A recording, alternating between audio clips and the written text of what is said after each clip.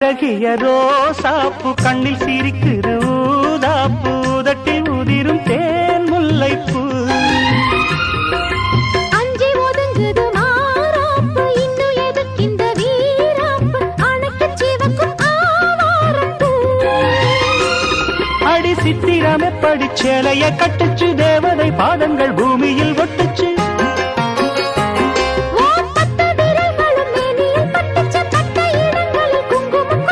நித்தம் இரவினில் வித்தை படிக்கையில் ரசிச்சு பழகும்